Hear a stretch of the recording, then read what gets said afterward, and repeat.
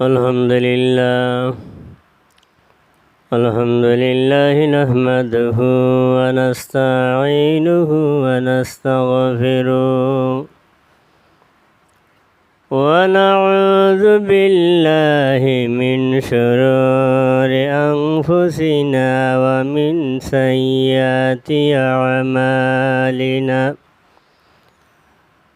من يهده الله فلا مضل له ومن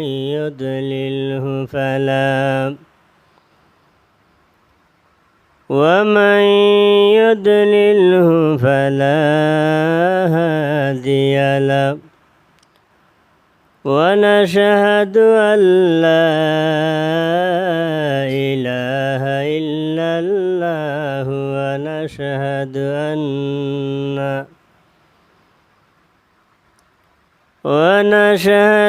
أن سيدنا وسندنا وحبيبنا ومولانا محمدا عبده ورسوله فقد قال الله تعالى في كلامه المجيد أعوذ بالله من الشيطان الرجيم بسم الله الرحمن الرحيم إن الله وملائكته يصلون على النبي يا أيها الذين آمنوا صلوا عليه وسلموا تسليما اللهم صل على سيدنا مولانا محمد وعلى آل سيدنا مولانا محمد لا إله إلا الله لا إله إلا الله لا إله إلا الله لا إله إلا الله محمد رسول الله صلى الله عليه وسلم মোহতরম মুআজ্জিজ মহান আল্লাহ তাবারাকা তাআলা দরবারে অসংখ্য শুকরিয়া আদায় করি, কারণ আল্লাহ রাব্বুল আলামিনের নৈকট্য লাভ করতে হইলে আল্লাহকে বেশি বেশি করে আমরা স্মরণ করতে হবে। আল্লাহর গুণগান আমরা গিয়ে আমাদের জিন্দেগির আমরা অতিবাহিত করতে হবে। যদি আমরা আল্লাহর গুণগান যদি না গাই, আল্লাহকে যদি স্মরণ না করি, তাহলে কাল কিয়ামতের ময়দানে আমরা আল্লাহর দরবারে আল্লাহ যখন প্রশ্ন করবেন, তোমার হায়াত, তোমার ধন, তোমার আওলাদ, তোমার এই জিন্দেগি কোন কাজে তুমি ব্যয় করলে, এই সমস্ত প্রশ্নের জবাব আমরা দিতে পারবো না। মানুষ আল্লাহর মকবুল বন্দা বা আল্লাহর মকবুল ওলি হয় একমাত্র আল্লাহ রাব্বুল আলামিন যে যত বেশি খুশি করতে পারবেন, তিনি তত বেশি আল্লাহর নৈকট্য লাভ করতে পারবেন। বাবা যদি ভালো না হয় সন্তান ভালো হবে না, মা যদি ভালো না হয় কখনো ভালো সন্তানের আশা করা যায় না। এই জন্য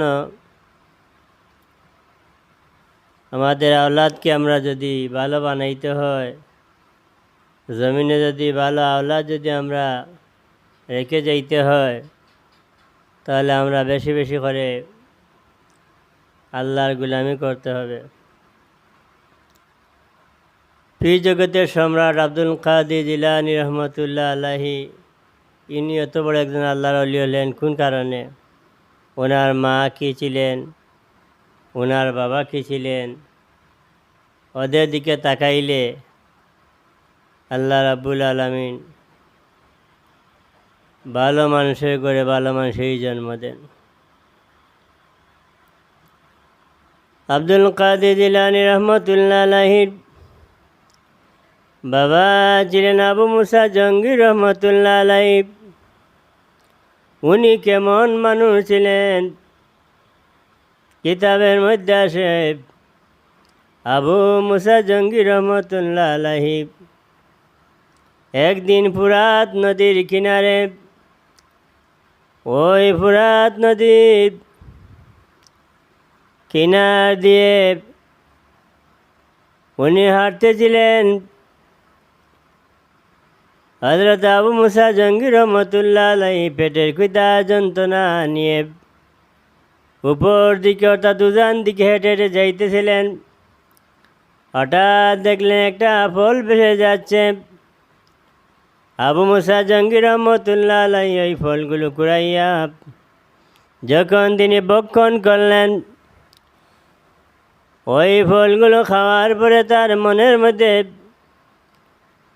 হঠাৎ তিনি তার মনকে প্রশ্ন করলেন, বিবেককে প্রশ্ন করলেন, আমি খার ফল খাইলাম, কাল কিয়ামতের ময়দানে যে আল্লাহ রাব্বুল আলামিন আমাকে প্রশ্ন করেন, আবু মুসা জঙ্গির ওই নদী দিয়ে যে ফল ভেসে যাচ্ছিল, ওই ফলগুলো তুমি কুড়াইয়া যে খাইলাম, কার ফল খাইলা তুমি কি একবার চিন্তা করে দেখেছ? আমি আল্লাহ রাব্বুল আলামিনের দরবারে আল্লাহ যখন প্রশ্ন করবেন, আমি ওই প্রশ্নের জবাব আমি কেমন করে আল্লাহ রাব্বুল আলামিনের দরবারে দিব? আবু মুসা জঙ্গি রহমতুল্লাহ আলাইহি উনি মনে মনে ভাবলেন, উপর থেকে যখন ফলটা নদী দিয়ে ভেসে যাচ্ছিল, অবশ্যই উপরে বাগান আছে। উনি ওই বাগানের সন্ধানে উপর দিকে হাঁটতে লাগলেন। হাঁটতে হাঁটতে অনেক দূর গেলেন, গিয়া বাগানটা পাইলেন। বাগানের মালিককে সন্ধান নিতে লাগলেন। সন্ধান নিয়ে জানতে পারলেন আবদুল্লাহ ইবনে সাউমেরি রহমতুল্লাহ আলাইহি বাগানের মালিক। আবু মুসা জঙ্গি রহমতুল্লাহ আলাইহি আবদুল্লাহ ইবনে সাউমেরি দরবারে গিয়ে বলেন, হুজুর, আমি একটা অন্যায় করে ফেলেছি, একটা অপরাধ করে ফেলেছি। আবদুল্লাহ ইবনে সাউমেরি বলেন, কি রে আগন্ত ব্যক্তি, মুসাফির মানুষ, কি আপনি অন্যায় করলেন? বলে, হুজুর গো, পেটের খিদার যন্ত্রণা নিয়ে আমি যখন নদীর কিনার দিয়ে হাঁটতেছিলাম, পেটের বুকে যন্ত্রণা, পেটের খিদা যন্ত্রণা সহ্য করতে না পেরে সাগরের দিকে একটা ফল ভেসে যাচ্ছিল। আমি ফলগুলো কুড়াইয়া ওই ফলগুলো ভক্ষণ করেছি। হুজুর, দয়া করে আমাকে ওই ফলের দাবিগুলো আপনি ক্ষমা করে দেন। আবদুল্লাহ ইবনে সাউমেরি রহমতুল্লাহ আলাইহি আবু মুসা জঙ্গি রহমতুল্লাহ আলাইহির দিকে তাকান আর মনে মনে ভাবেন, এত ভালো মানুষ কি জমিনে এখনো আছে? আমার বাগানের ফসলগুলো আমি পাহারাদার দিয়ে রাখতে পারি না, অনেক ফল চুরি হয়ে যায়। কিন্তু নদী মুখে ভেসে যাচ্ছিল ওই ফুলগুলো কুড়াইয়া খাওয়ার কারণে আল্লাহর বান্দা আমার দরবারে এসেছে ওই ফলের দাবি সারানোর জন্য। আবদুল্লাহ ইবনে সাউমেরি রহমতুল্লাহ আলাইহি ভাবলেন, ওই তো সুযোগ যায়, এই লোকটাকে যদি আমি আচ্ছা করে ফেলি, তাহলে আমার মনে হয় এই ছেলের মতো, এই লোকটার মতো কোনো দিন আমি এ ধরনের একটা ছেলে পাবো। আবদুল্লাহ ইবনে সাউমেরি উনি এবার শক্ত হয়ে বললেন, রে আগন্তুক ব্যক্তি, মুসাফির মানুষ, আমি আমার বলে দাবি ছাড়ব না। বলে, কেন আপনি ছাড়বেন না? আমার ফল নদী মুখে ভেসে যাক বা বাগানের গাছের নিচে পড়ে যদি পচেও যায়, তোমাকে কে অধিকার দিয়েছে এই ফলগুলো কুড়াইয়া নিয়ে খাওয়ার? আমার ফলের দাবি আমি ছাড়ব না। এবার আবদুল্লাহ ইবনে সামেরীর কথা জবাবে আবু মুসা জাহাঙ্গীর রহমতুল্লাহ আলাইহি তিনি বড় নিরুপায় হইয়া দাঁড়াই থাকলেন। বলেন, হুজুর, কেমন করে এই ফলের দাবিটা চালানো যায়?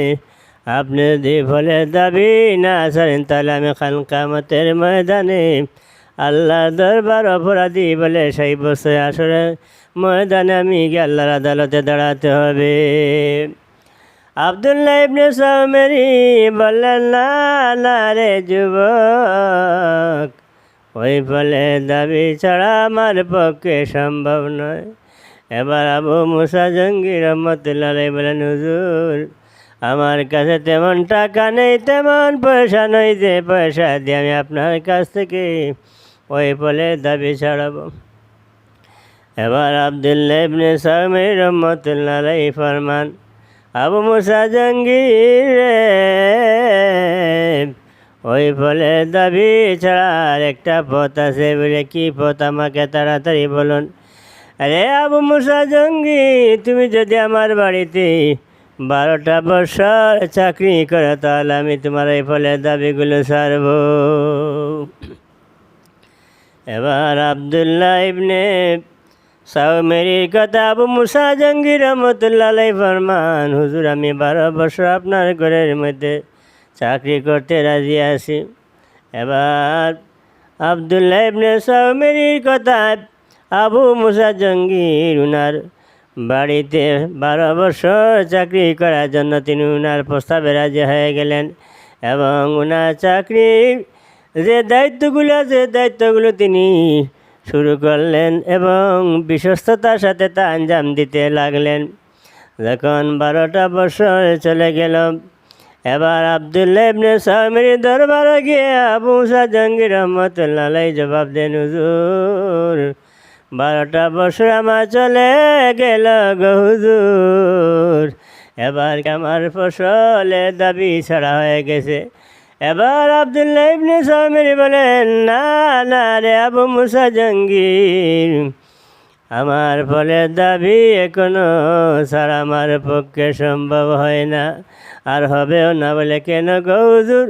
আপনার কথা মতো আমি তো 12টা বছর আপনার ঘরের মধ্যে চাকরি করলাম।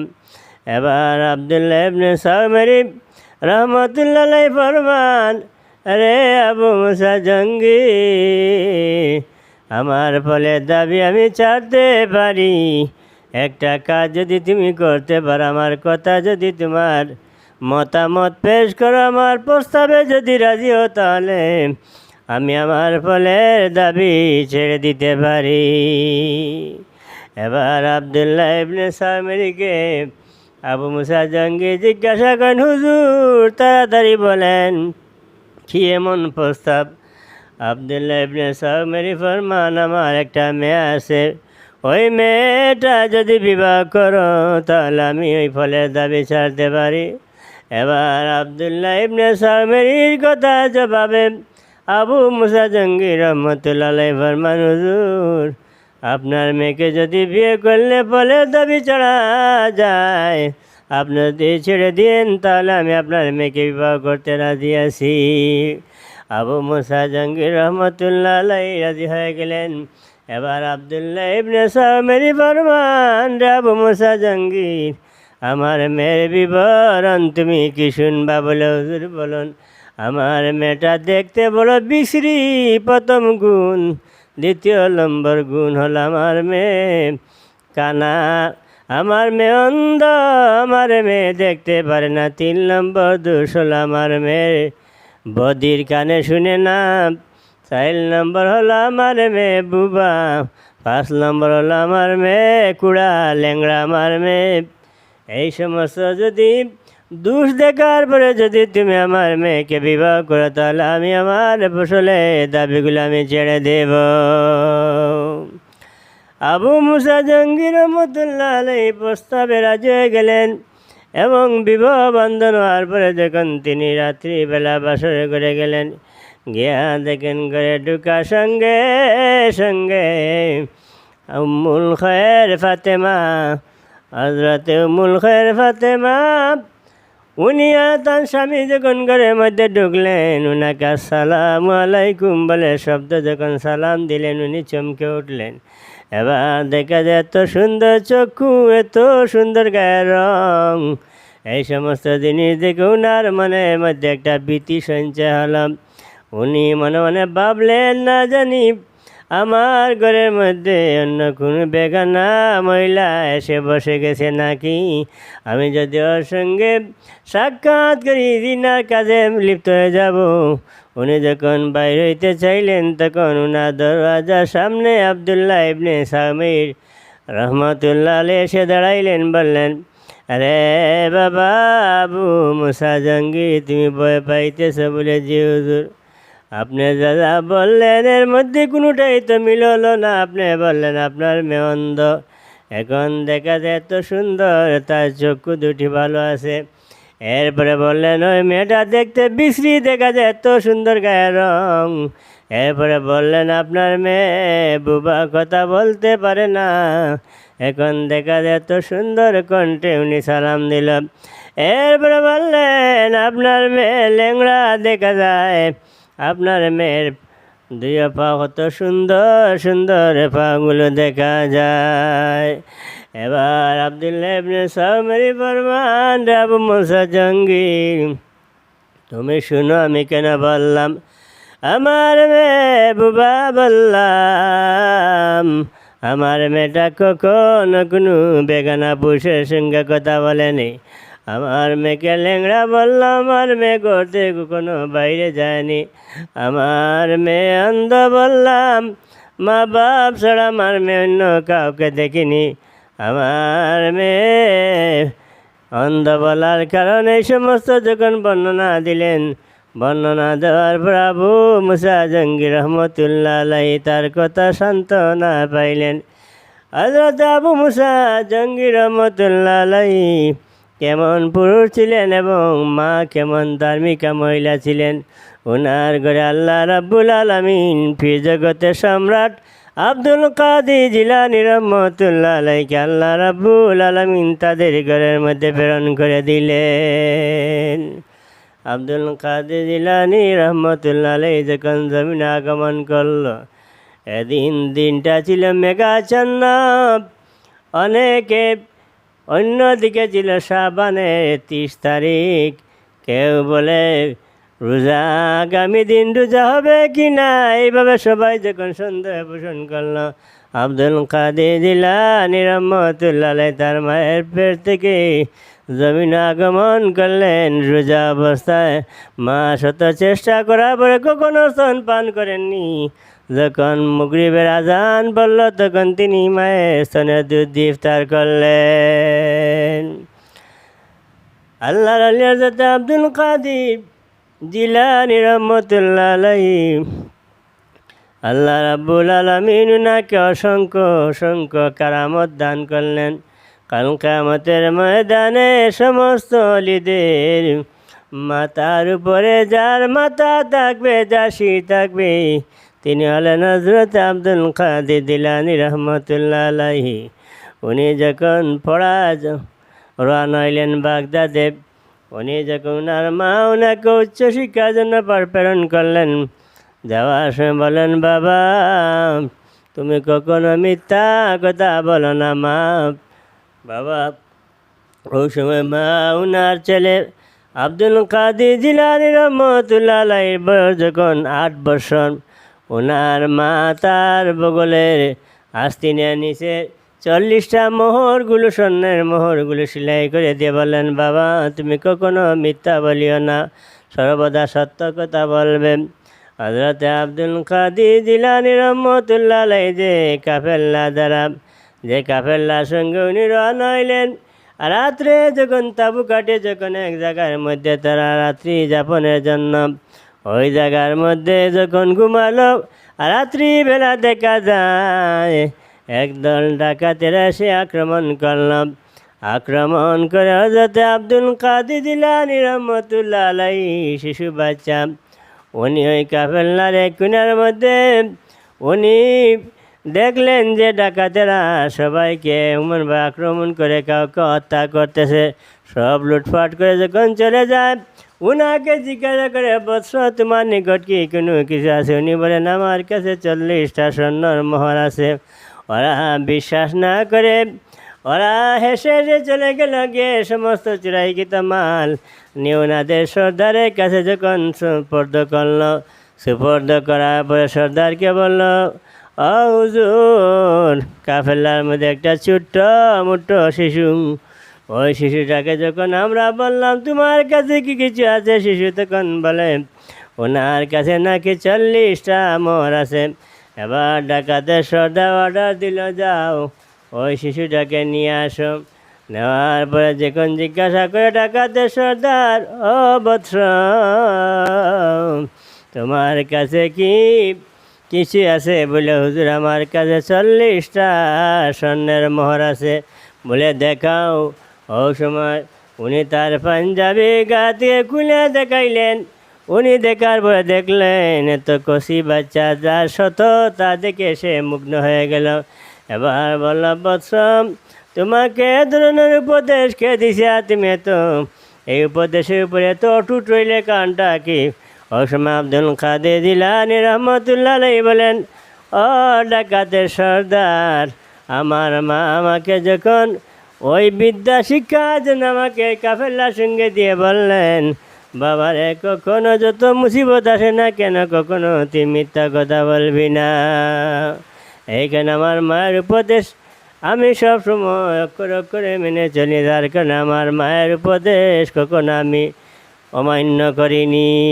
সাল্লাল্লাহু আলা মুহাম্মাদ সাল্লাল্লাহু আলাইহি ওয়াসাল্লাম। মুতামাদিনে কেরাম, এইভাবে আব্দুল কাদের জিলানী রহমতুল্লাহ আলাইহি অসংখ্য অসংখ্য কারামত আছে। আল্লাহ রাব্বুল আলামিন তাকে তো পাওয়ার দান করলেন। এর মধ্যে আর একটি কারামত আমি বললে ঘটনাটা পরিষ্কার হয়ে যাবে। হযরত আব্দুল কাদের জিলানী রহমতুল্লাহ আলাইহি একদিন একটি নদীর ধার দিয়ে যাচ্ছিলেন। দেখলেন একজন মহিলা ওই নদীর কিনারে কলসি নিয়ে, কলসি রেখে সারাটা দিন ওই জায়গার মধ্যে খেতে খেতে দিনটি অতিবাহিত করে। আব্দুল কাদের জিলানী রহমতুল্লাহ আলাইহি জিজ্ঞাসা করলেন, ও মা, তুমি কেন কাঁদো?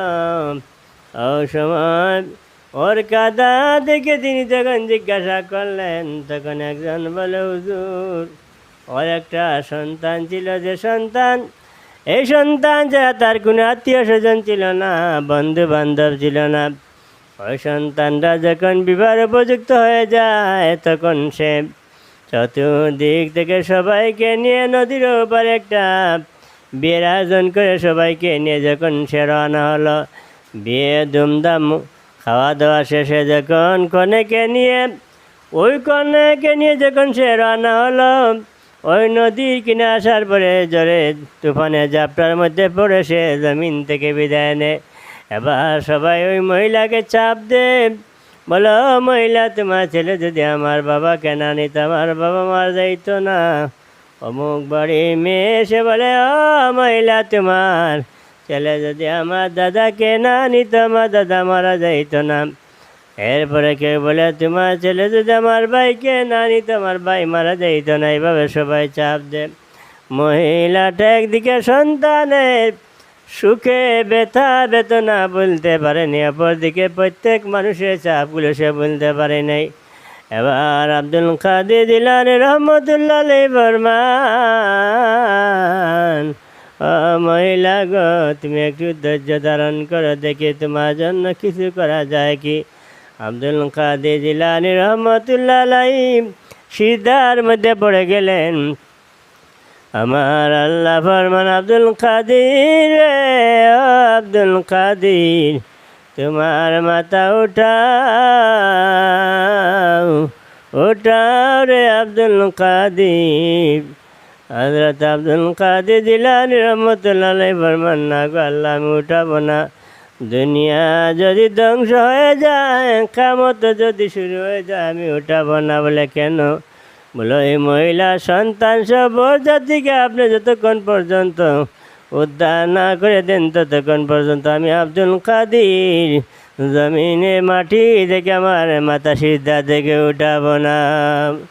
আমার আল্লাহ ফরমান আব্দুল কাদির রে আব্দুল কাদির ওরা আজকে প্রায় 12 বছর হয়ে গেছে, ওদের লাশ কত মাছ কত পানির মধ্যে নদীর মধ্যে কত সৃষ্টি জীব আমি আল্লাহ তৈরি করে রেখেছি, ওরা সবাই ওদেরকে খেয়ে ফেলেছে।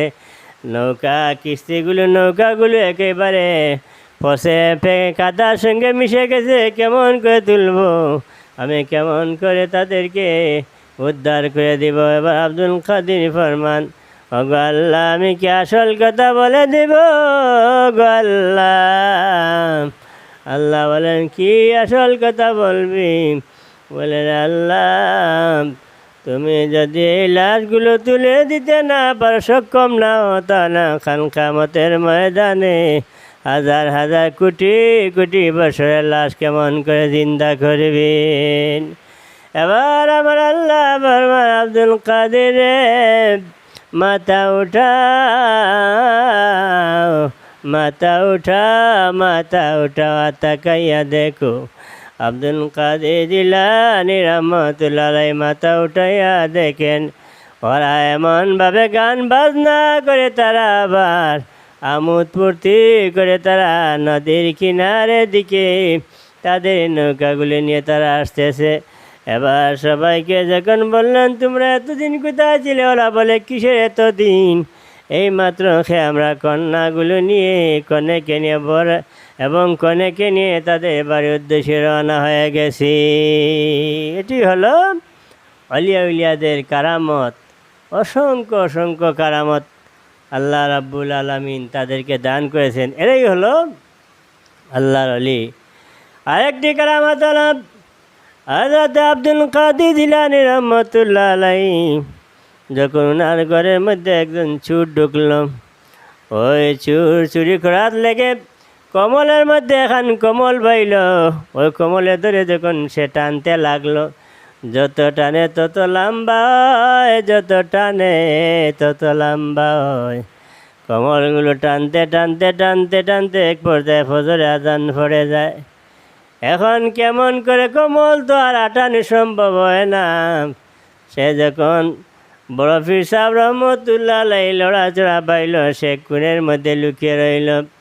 ফজরে আজান পরে শহর থেকে এগুলো মানুষ বলে হুজুর আমাদের শহরে কুতুব মারা গেছেন, আপনি একজন শহর কুতুব দেন।